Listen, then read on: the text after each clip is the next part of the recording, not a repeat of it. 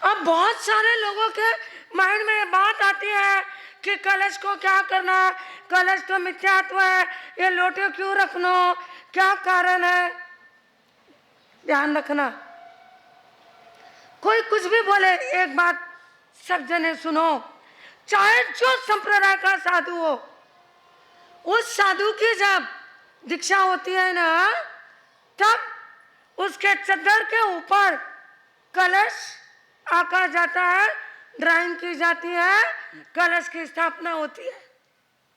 और कोई भी साधु यदि देवलोक हो जाए तो वह डोली निकाली जाती है, और डोली के ऊपर क्या होते हैं, होते हैं ना, किसी के डोली के ऊपर 5 कलश होते हैं, किसी के डोली के ऊपर 4 कलश होते हैं। आप लोगों ने देखा है ना। यदि कलश यह मिथ्यात्व होता तो जो संप्रदाय यह बोलती है उनके भी साधु साध्वी देवलोक होते हैं, तब उनके यहाँ पर भी दीक्षा होती है, तब कलश की स्थापना होती है और डोली पर भी कलश लगाए जाते हैं।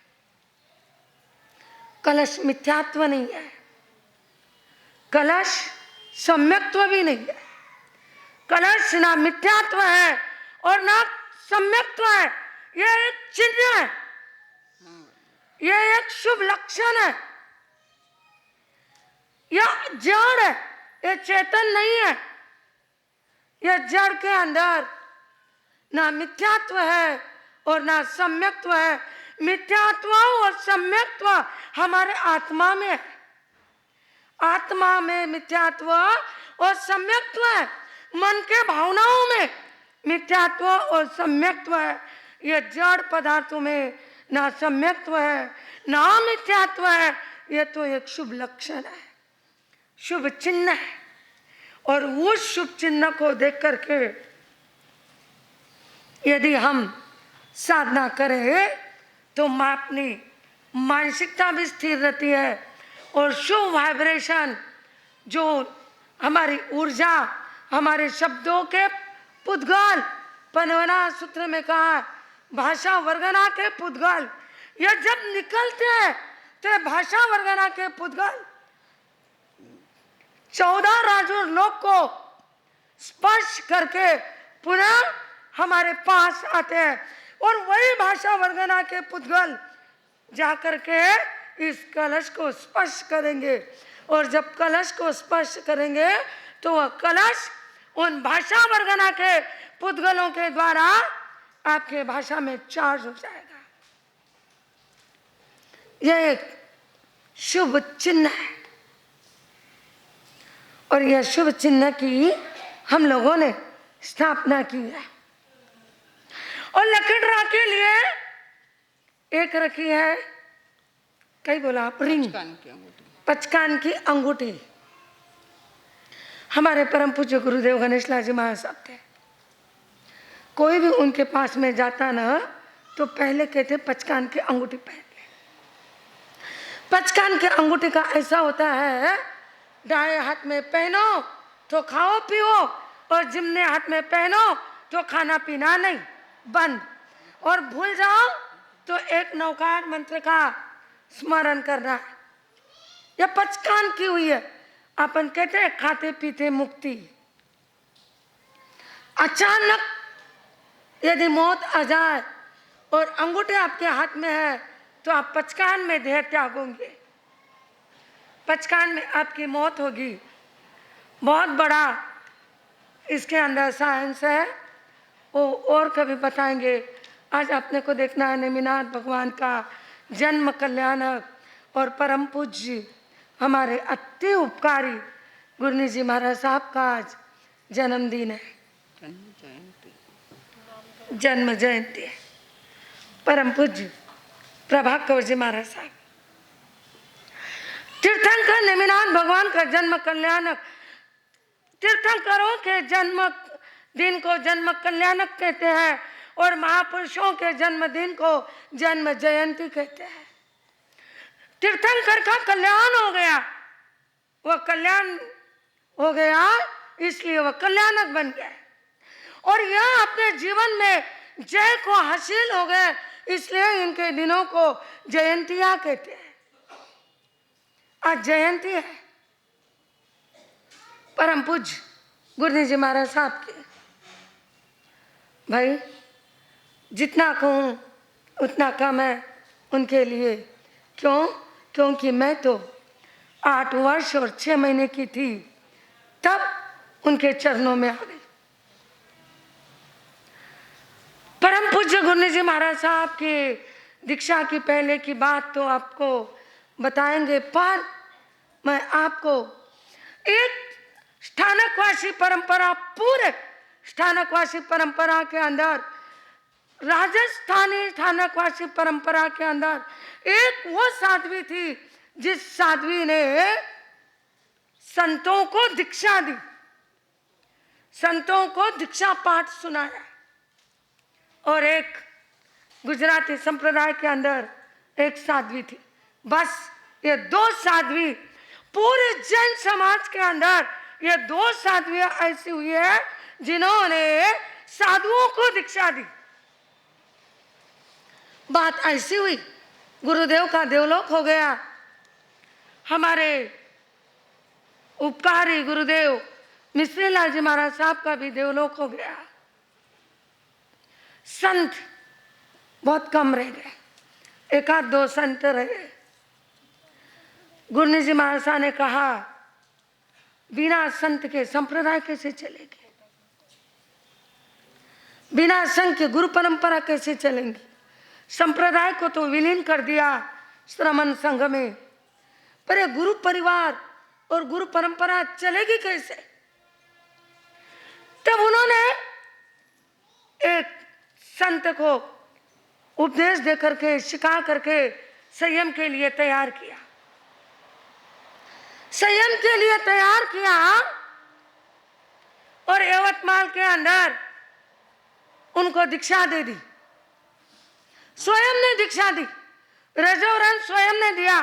पूरे संघ के अंदर एक तहलका मच गया कि साध्वी क्यों साध्वी दीक्षा पाठ दे रही है साधु को। गुरु जी महाराज साहब ने कहा जैसे बहन बेटी अपने पीहर को आबाद रखती है, वैसे मैं अपने गुरु परंपरा को आबाद रखूंगी और मैं दीक्षा दूंगी। और दे दी उन्होंने दीक्षा। नाम उनका कीर्ति मुनि जी रखा। वो कीर्ति मुनि आप लोगों ने किसी ने देखा होगा, नहीं देखा होगा 100%। वो कीर्ति मुनि जी ऐसे हैं, उनके जैसी क्रिया शायद ही किसी की होगी। अभी अभी उनके शिष्य का देवलोक हुआ है, खूब ज्यादा क्रिया है।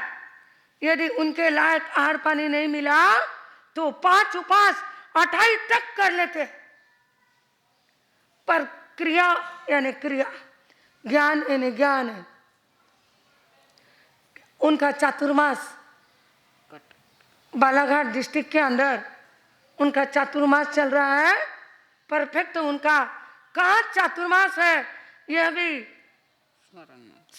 ध्यान करने के लिए और पता लगाने के लिए टाइम लग जाता है। ऐसे है कीर्ति मुनि जी महाराज साहब, जिनको गुरु जी महाराज साहब ने दीक्षा दी। उसके बाद उन्होंने 9 संतों को दीक्षा दी। 9 संत स्वयं ने तैयार किया। भाई साध्वी वैरागी को तैयार करते हैं। जितने बड़े साधु साध्वी है, साधु है, उनको तैयार करने में साध्वियों का हाथ है। बिना साध्वी के हाथ के कोई बड़ा आचार्य जैसा साधु तैयार नहीं होता है। पर तैयार करके दीक्षा देने वाले हमारे गुरु जी महाराज साहब थे। श्रुत मुनि जी जिनका चातुर्मास अभी नगर में चल रहा है, 4 ठाणे। गौरव मुनि जी 4 ठाणे जिनका चातुर्मास पुणे में चल रहा है, पुष्कर भवन में। प्रणव मुनि जिनका चातुर्मास सिलोड में चल रहा है, प्रणव मुनि और शालीभद्र जी। ऐसे संतों को उन्होंने तैयार किया। 2-3 संतों का देवलोक हो गया। इतने संतों को स्वयं ने दीक्षा दी। कितनी बड़ी डेयरिंग, कितना बड़ा उनका मानसिकता कि कुछ भी हो जाए, बस मुझे अपने शासन के लिए करना है या नहीं करना है। लगभग 50 जितनी साध्वियों को उन्होंने तैयार किया। आज हमारे गुरु जी महाराज साहब के लगभग साध्वियों के 10 चातुर्मास चल रहे और सबके सब चातुर्मास टॉप में चल रहे, सबके सब बहुत ज्ञानी ध्यानी ऐसे हमारे साध्वी समूह है। और ऐसे साध्वियों को बनाने वाले जिनके जीवन की हर घटना रोंगटे को खड़े कर दे। मैं जब छोटी थी उनके साथ में थी। एक बार मैंने देखा, हम लोग विहार कर रहे थे कटंगी की ओर, बालाघाट की ओर। रास्ते में चलते चलते वो समय था जिस समय चाहे जो हो जाए, गुरु जी महाराज साहब कभी टिफिन नहीं लेते थे और गोचरी मिल भी जाते थे, क्योंकि उस समय श्रावक भी वैसे ही थे और समय भी वही था। विहार कर रहे थे, ये घर में गोचरी के लिए गए। उधर के लोग चावल ज्यादा खाते, सुबह एक बार चावल सिजा दिए तो पूरे दिन वही चावल खाते हैं। गोचरी के लिए गए, गोचरी में चावल लेके आ गए। चावल लाए, 6 ठाने थे, चावल खाए, गोचरी हुई। सबकी तबीयत इतनी खराब, सबकी तबीयत खराब हो गई। किसी को होने लगी वोमिटिंग और किसी को लगने लगे जुलाब।